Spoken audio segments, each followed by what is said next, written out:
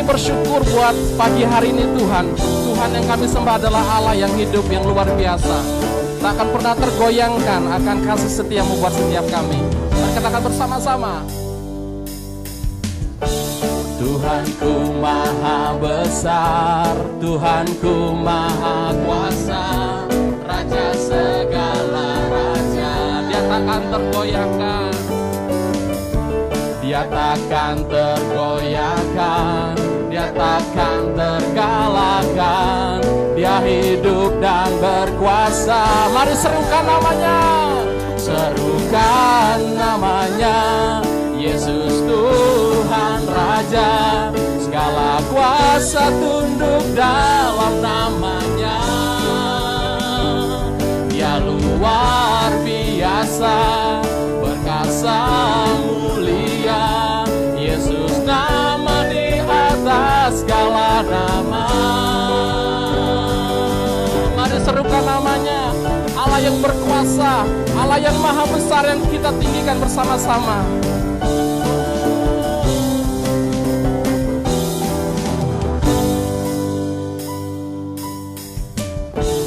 Tuhanku maha besar, Tuhanku maha kuasa, Raja segala raja. Dia takkan tergoyahkan, Dia takkan terkalahkan. Dia hidup dan berkuasa. Serukan, serukan namanya. Yesus Tuhan Raja, segala kuasa tunduk dalam namanya. Dia luar biasa, perkasa mulia. Yesus nama di atas segala nama. Mari katakan bersama-sama, serukan namanya, serukan namanya. Yesus Raja, Tuhan Raja, segala kuasa tunduk dalam namanya. Dia luar biasa, perkasa mulia. Oh, Yesus nama di atas. Oh, serukan namanya, serukan namanya. Yesus Tuhan Raja, segala kuasa tunduk dalam namanya. Dia luar biasa, biasa, perkasa mulia. Yesus nama di atas segala nama. Yesus nama di atas segala nama. Nama di atas segala. Yesus nama di atas segala nama. Yesus nama di atas segala nama. Mentinggikan Engkau Tuhan, Raja di atas segala raja yang kami sembah. Kami serukan nama-Mu Tuhan, Engkau yang berkuasa. Haleluya, haleluya. Terima kasih Tuhan. Shalom untuk Jemaat Abaloh Bali. Saya percaya bahwa setiap kita dalam keadaan baik-baik, rohani, jiwani, dan jasmani. Hari ini saya akan melanjutkan apa yang sedang kita pelajari bersama melalui proses komunitas. Kita akan belajar tentang komunitas pemuritan. Saya juga ingin mengingatkan, kita sedang memasuki suatu permulaan baru. Yesaya 43 ayat ke-19 mengingatkan bahwa Tuhan berkata, lihat, aku membuat sesuatu yang baru sedang bertumbuh, sedang ada. Tidakkah kamu tahu? Artinya apa? Di dalam proses ini kadang-kadang kita juga tidak mengetahui bahwa ada sesuatu yang baru. Karena itulah kita ingin mengingatkan. Hal yang berikutnya, kita selalu diingatkan sesuatu yang baru, kita harus melupakan yang lama. Berbicara tentang keberhasilan, kesuksesan, pengetahuan, skill, semuanya. Ya, supaya apa? Supaya kita membangun pemikiran yang baru, membangun perkataan yang baru, tindakan yang baru, bahkan karakter atau pembiasaan yang baru. Bukan yang lama tidak penting. Tidak. Yang lama ada yang luar biasa. Yang sudah berlalu ada yang dahsyat. Tapi kita ingin menjadi lebih baik. Karena itu saya juga ingin mengaitkan suatu permulaan baru dengan apa yang selalu kita doakan, yaitu tentang visi, misi, value jemaat. Ingat, ini adalah apa? Tujuan kita bersama, kita ada sebagai keluarga besar Abaloh. Ingat, kita punya visi misi, yaitu apa? Menjadi murid Kristus, melalui komunitas sejati yang memancarkan gerakan kasih Bapa surgawi untuk menghadirkan kerajaan Allah. Kita punya tujuan, melalui permulaan baru kita ingin menghadirkan kerajaan Allah dalam setiap bidang kehidupan. Melalui apa? Saya mengingatkan 3 minggu yang lalu, melalui sebagai murid, ya. Muridnya siapa? Kristus. Nah, kalau kita lihat di belakang saya, pribadi membangun hubungan intim dengan Tuhan, ya. Ini adalah bagian supaya murid punya keintiman, ya. Hubungan ke atas. Yang kedua, kita melalui komunitas sejati, ya. Komunitas yang apa di sini? Yang berfungsi maksimal dan bermultiplikasi. Ingat tema kita, ya. Bertahun-tahun kita punya tema ini. Berbicara tentang apa? Komunitas, termasuk pemuritan. Karena itu kita berbicara banyak tentang pemuritan. Yang ketiga, kita ingin apa? Memancarkan gerakan kasih Bapa surgawi. Kata sederhananya adalah gereja menjadi berkat. Tidak heran di sebelah kita ada fokus gereja lokal yang memberi dampak bagi masyarakat. Nah, kembali lagi dalam proses kita berbicara sebagai pribadi yang dibangun dalam komunitas pemuritan, saya ingin memastikan setiap kita di dalam era baru ini kita diingatkan tentang jemaat mula-mula. Jemaat mula-mula salah satu kekuatannya adalah firman, bertekun dalam firman, bertekun dalam persekutuan, bertekun dalam apa? Doa, bertekun dalam memecahkan roti. Kalau saya sebut bertekun dalam prinsip-prinsip salib, ya. Kata bertekun terus-menerus, tidak ada putusnya, garis panjang, dan akan kita lakukan. Nah, dalam konteks saya menyelidiki Kisah Rasul 2 41-47, bertekun itu setiap hari. Nah, karena hari ini kita berbicara tentang bersekutu dalam konteks pemuritan, komunitas pemuritan, saya ingin mengingatkan proses ini. Yang lalu saya sudah mengingatkan pada setiap kita. Di dalam proses komunitas, saya akan berbicara ada 5 value yang sangat penting. Saya ulang, 5 value, nilai-nilai yang sangat penting di dalam proses pemuritan. Memang di dalam Alkitab tidak berbicara ada 5, tidak. Tapi hal ini saya ambil dari sebuah buku, namanya penulisnya adalah Patrick Leoncini, berbicara tentang bagaimana sebuah tim itu berfungsi dengan baik. Saya percaya komunitas adalah sebuah tim. Tim dari siapa? Antara pemurid dan murid dan orang-orang di sekitarnya atau peer. Nah, saya percaya ketika kita punya 5 prinsip ini, kita akan menjadi sesuatu yang luar biasa. Ingat 5 value yang saya sampaikan 3 minggu yang lalu. Yang pertama, berbicara tentang kepercayaan atau trust, ya. Yang kedua, trust itu harus dibangun, ya. Yang kedua, kita mau berani siap menghadapi konflik dalam sebuah pemuritan atau komunitas. Yang ketiga, kita berbicara tentang apa? Kita berbicara untuk komitmen. Kita ingin mencapai komitmen yang terbaik dalam membangun komunitas. Yang keempat, kita mau supaya kita betul-betul punya akuntabilitas, ya. Kalau dalam bukunya dikatakan embrace, kita mau mencapai akuntabilitas yang baik. Jangan lupa di dalam pemuritan kita punya fokus. Fokusnya apa? Setiap kita serupa dengan Kristus, mendatangkan kerajaan Allah dalam setiap bidang kehidupan kita. Nah, hari ini untuk kita berbicara tentang trust atau membangun kepercayaan, saya undang beberapa orang memberikan masukan kepada kita sebelum saya menyimpulkan tentang apa yang saya sebut dengan trust itu atau percaya itu. Nanti yang 3 minggu yang lalu saya ditemenin Pak Heru, saya ditemenin Pak Indra Rai, saya sekarang akan ditambah ada juga Pak Erik Amin akan memberikan apa sih itu yang disebut percaya. Nah, teman-teman, saya percaya kita akan mendapat berkat dengan proses ini. Percaya menurut saya mendengarkan apa yang dia katakan. Terus kedua, percaya menurut saya adalah melakukan apa yang dia katakan. Menurut saya, percaya adalah terbuka. Kita berani mempercayakan hidup saya kepada orang yang saya anggap sebagai mentor. Apapun yang terjadi dalam hidup saya, dia harus adalah orang pertama yang tahu dan tidak ada yang tersembunyi buat dia. Percaya menurut saya adalah meyakini tentang sesuatu hal dengan tindakan mendengar dan melakukan.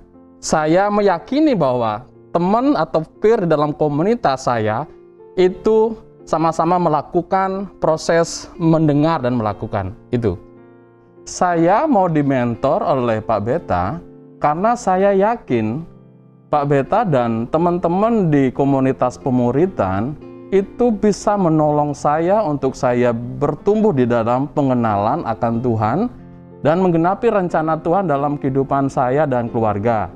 Misalnya, di dalam membangun nilai-nilai keluarga dan mission statement di dalam keluarga. Jadi, bukti dari saya percaya adalah mendengar dan melakukan. Contohnya adalah ketika kami membangun mesbah keluarga, saya menerapkan nilai-nilai keluarga yang sudah diberitahukan. Membangun mesbah keluarga bersama-sama dengan anak dan istri menjadi suatu kebiasaan yang terus-menerus kami lakukan. Dan dari semuanya itu kita mempraktekkan semua apa yang menjadi nilai-nilai keluarga dalam kehidupan kami bersama-sama. Sehingga kami boleh bertumbuh bersama-sama di dalam pengenalan akan Tuhan. Di budaya saya, di Jawa, itu nggak mudah loh untuk mempercayai seseorang. Menceritakan sisi pribadi kita itu tabu loh. Makanya buat saya waktu di awal trust itu nggak mudah. Ngungkapin borok, ngungkapin black spot, titik hitam dalam hidup nggak mudah. Nah sementara saya bergumul dengan hal itu, saya ini ada masalah. Saya kan pekerja. Pekerjaan saya ini bersentuhan dengan wanita, bersentuhan dengan uang, bersentuhan dengan kejujuran. Nah, saya bertahun-tahun bekerja bersinggungan dengan hal itu. Jatuh bangun, jatuh bangun. Satu kali saya baca Yakobus 5 ayat 16. Hendaklah kamu saling mengaku dosamu dan saling mendoakan supaya kamu sembuh. Karena ngaku loh. Aduh, saya nggak ada temen untuk ngaku. Ngaku ke sembarang orang amsyong saya. Nah, ayat itu yang mendorong saya untuk saya nyari siapa orang yang bisa saya percayai. Untuk tempat saya mengadu ya, saling mendoakan. Nah, sementara waktu itu saya melihat ya Pak Beta, saya mendoakan Pak Beta. Saya melihat Pak Beta bukan orang yang sempurna, tapi saya melihat dia berjuang. Berjuang untuk lebih baik. Berjuang untuk dia bisa menang. Jadi saya belajar kemudian membangun hubungan dengan Pak Beta, belajar ngaku dosa loh. Ngaku dosa tentang keuangan, tentang wanita, tentang kejatuhan. Nah, waktu saya belajar mempercayai dan ngaku itu ajaib loh. Ayat itu digenapi. Saya sembuh. Ketika mengaku trust saya kepada Pak Beta itu, waduh, trust itu melanggar pakem loh saya, pakemnya orang Jawa. Nah, saya setelah membangun kedekatan dan belajar mengaku ya di dalam trust itu, sembuh. Saya menang dari wanita, saya menang dari keuangan, saya menang dari nilep.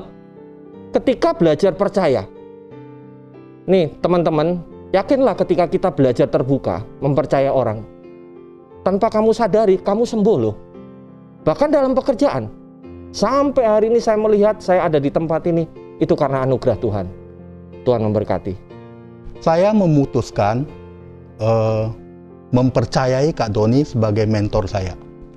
Jadi, apapun yang terjadi dalam kehidupan saya yakin Kak Doni tahu. Misalnya, proses dalam waktu saya mengalami kesulitan di dalam usaha. Waktu itu, saya mengalami kebangkrutan. Tidak ada jalan keluar, bingung mau bagaimana. Tapi saya tetap kontak dengan Kak Doni, tetap telepon, membicarakan perkembangan. Misalnya, oh ada yang nawarin ini, ada yang nawarin ini, tetap saya ceritakan kepada Kak Doni supaya dia juga mengerti proses yang sedang terjadi dalam kehidupan saya, dan kedua dia juga bisa membantu mendoakan apa yang sedang saya ngalamin sampai terakhir perusahaan diambil alih. Dan kalau saya lihat sampai sekarang setelah diambil alih malah progresnya lebih bagus. Contoh yang lain lagi adalah waktu mama meninggal. Setelah mama putus nafas, orang yang pertama kali saya hubungin adalah Kak Doni. Karena buat saya, dia sebagai mentor, dia adalah harusnya orang yang pertama kali tahu. Bukan dengar dari orang lain. Nah, itu mewujudkan bagaimana saya mempercayakan hidup saya kepada Kak Doni. Tidak gampang. Kenapa? Karena secara usia, saya lebih tua dari Kak Doni. Tapi saya mau mensubmitkan, saya mau punya roh seorang anak. Saya mau menjadikan diri saya anak yang mempercayai bapaknya. Dan saya tahu bapak saya, mentor saya, pasti memberikan terbaik buat kehidupan saya. Terima kasih, Tuhan Yesus memberkati. Pasti kita diberkati oleh kesaksian-kesaksian yang luar biasa dari Pak Erik, Pak Indra, dan Pak Heru. Bukan hanya isi kesaksiannya, tapi ketika mereka menyampaikannya juga luar biasa dan dahsyat dan ajaib menurut saya. Bapak Ibu Saudara sekalian, saya hanya ingin menutup apa yang disebut percaya itu. Tapi sebelum saya ingin menyampaikan proses ini, kenapa saya katakan percaya atau saya sebut membangun kepercayaan atau percaya itu adalah sebuah hal yang penting di dalam proses komunitas. Walaupun saya mengambil proses ini dari sebuah buku ya, tentang bagaimana sebuah tim berfungsi dari Patrick Leoncini. Karena dalam konteks percaya, ketika kita menjadi bagian dari kerajaan Allah, menjadi bagian daripada tubuh Kristus, percaya menjadi proses yang penting. Roma 10:9-10 berkata, percaya dalam hati dan percaya dengan mulutmu, ya, mengaku dalam hati percaya. Nah, karena itu saya ingin mengingatkan pada setiap kita, proses percaya adalah proses pertama kali kita masuk di dalam kerajaan Allah. Di dalam komunitas pemuritan, komunitas apapun juga, percaya adalah unsur penting. Ketika saya ingin menikah dengan istri saya Eliana, saya memastikan bahwa saya mempercayai dia. Di dalam proses komunitas pemuritan, percaya menjadi hal yang penting. Nah, kita bisa menyimpulkan dari 3 sharing singkat tadi, bahwa percaya itu adalah kita mau terbuka apa adanya. Kita mau transparan. Ekspresinya apa? Kita menceritakan. Ekspresinya kita memberitahu. Pak Erik perkataannya bagus. Orang yang pertama kali ketika orang tuanya, mamahnya terkasih meninggal, dia telepon Pak Doni. Itu suatu hal yang baik. Sering saya cerita pada teman-teman, kalau kita ada kecelakaan, siapa orang yang pertama kali dihubungi selain istri mungkin dan anak-anak kita. Yang kedua, proses percaya itu mengingatkan sebuah tindakan. Ya, tindakan. Ya, Pak Heru, Pak Indra Rai mengingatkan tindakan-tindakan. Kalau kita percaya dengan seseorang, percaya dengan katakan orang yang kita anggap lebih dewasa, lebih tua, kita melakukan, ya. Kita bukan hanya dengar nasihatnya, tapi melakukan dalam kehidupan kita sehari-hari.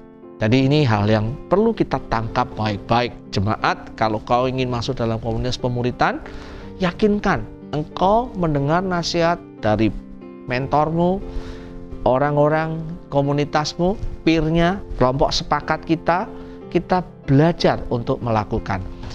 Ketika dokter memberikan saya nasihat untuk minum pil 3 kali sehari, saya memastikan akan minum pil 3 kali sehari. Saya tidak bisa milih, hanya 2 kali atau sekali. Bisa sih, tapi kita akan menerima akibatnya. Obatnya kurang manjur, ya. Kita juga ketika naik taksi, ya, naik taksi Grab, kita duduk di situ, sambil kita tenang aja, satu saat kita nyampe. Itu adalah proses percaya. Ketika kita melakukan proses, kita akan mencapai pada satu tujuan. Ada banyak ilustrasi yang kita bisa lakukan bicara percaya, ya. Jadi saya bisa memberikan mungkin puluhan contoh tentang proses percaya. Tapi hari ini saya hanya memberikan sebagian dari proses percaya. Proses yang sangat penting dalam membangun komunitas. Setelah ini kita akan berdoa dan ada beberapa diskusi yang akan kita ceritakan, kita sharekan di dalam keluarga ataupun di dalam kelompok pemuritan kita.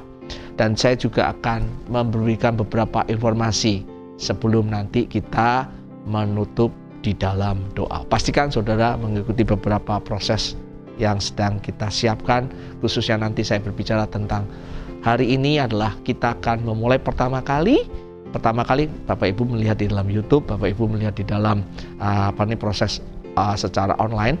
Hari ini juga ada proses offline yang sedang kita lakukan. Jemaat yang dikasihi Tuhan, pada tanggal 6 Juni ini kita sudah mengadakan ibadah secara onsite atau offline. Situasinya seperti apa? Ya seperti ini ya.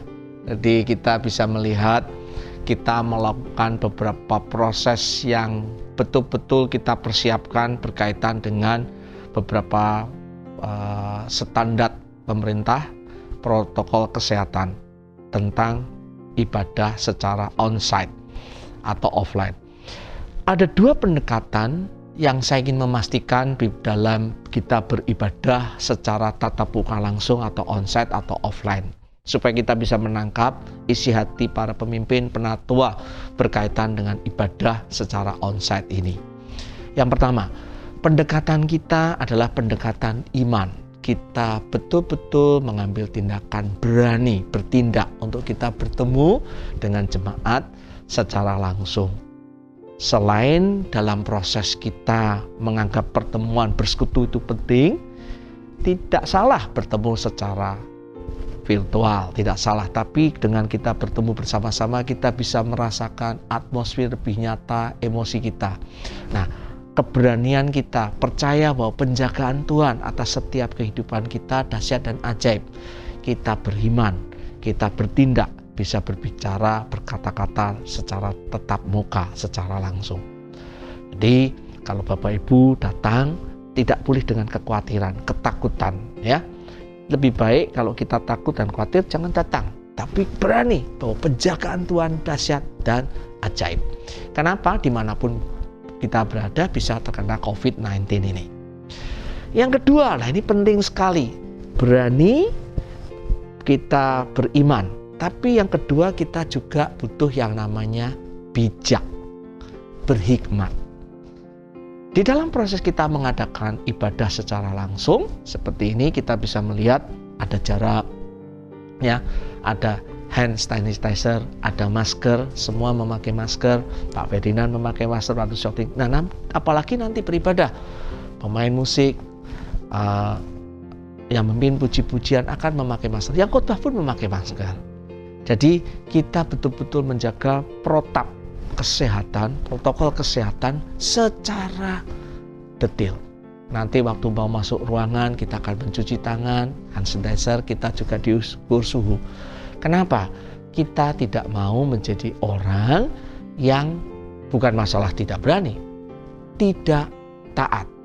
Jadi hikmat, kebijaksanaan itu berbicaralah ketaatan kepada pemerintah, ketaatan kita kepada aturan-aturan memasuki new era ini. Jangan benturkan antara keberanian dan hikmat, jangan. Jadi Bapak Ibu Saudara sekalian, kalau kita bersama-sama beribadah, pastikan ada dua prinsip itu. Kalau Bapak Ibu berkata, Pak Bita, karena situasi kondisi saya punya anak kecil, saya orang yang sudah di atas 60 tahun, apakah saya perlu datang? Tentunya protokol kesehatan sudah mengatur di bawah 12 tahun ya, atau sampai 12 tahun kita menyarankan tidak mengizinkan datang, dan yang sudah sepuh di atas 60 tahun kita sarankan untuk tinggal di rumah.